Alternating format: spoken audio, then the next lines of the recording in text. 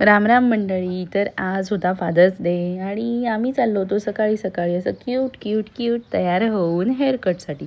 Actually तिला इतकं मनवावं लागलं आहे मला. तिला मोठेच केस हवेत, तिला कात्री लावायचीच नाही आहे केसांना.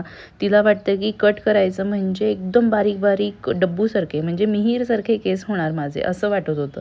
मग खूप कन्व्हिन्स केलं, कारण उद्यापासून शाळा चालू होणार होती. म्हटलं आपण थोडेसे ट्रिम करून येऊ जेणेकरून छान वाढतील केस. तिचे खरंच छान वाढायला लागलेत. म्हटलं वाढवायचं, ती स्वतःहून म्हणते तर वाढवूया. आणि मला पण खूप आवडतात.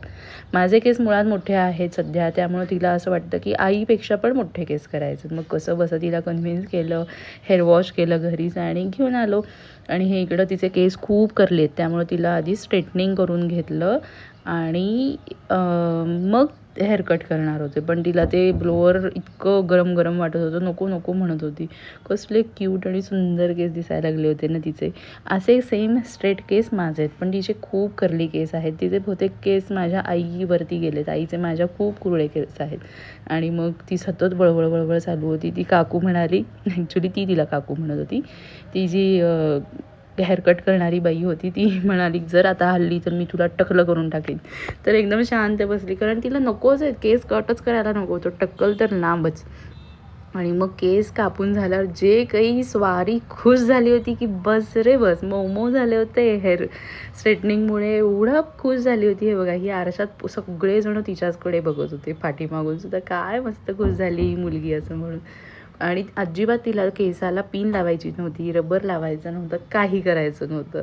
आणि आम्ही इथं कुशल आम्हाला सोडून गेला होता, तो आम्हाला परत घ्यायला येणार होता, म्हणून आम्ही इथे मस्त वाट बघत बसलो होतो, थांबलो होतो. मी सांगत होते ह्या शेळ्या आहेत म्हणी, तर मलाही सांगते अगं नाही आई, या हंबा आहेत, हंबा, या छोट्या छोट्या पिल्लू हंबा आहेत, आता त्या मोठ्या होत आहेत. हे असं काहीतरी फालतू बडबड चाललेली असती. मग आम्हाला लागली होती भूक. आम्ही जाता जाता मग सँडविच आणि पोहे खायला थांबलो. आणि इतकं गरमी होती काल की काय विचारू नका. ॲक्च्युली हा कालचा ब्लॉग आहे, त्यामुळे गरमी असल्यामुळे मस्त अशी कोल्ड कॉफी घेतली, मस्त टंपाळं भरून पिलो आणि पोटात असं जे काही थंड थंड वाटत होतं ना, मस्त वाटत होतं. आणि मग मी हे दोघांसाठी सरप्राईज होतं, डॅड नावाचा एक बेंटो केक ऑर्डर केला होता. तर हे असं त्याचं कटिंग वगैरे करणं चालू आहे आणि दोघांना पण इतका आवडला होता. मिहीर तर हे बघा, ते जो केकचा चमचा तो घेऊन खाणं चाललं होतं, त्याने इतकं तोंड भरवून ठेवलं होतं सगळं की बस रे बस.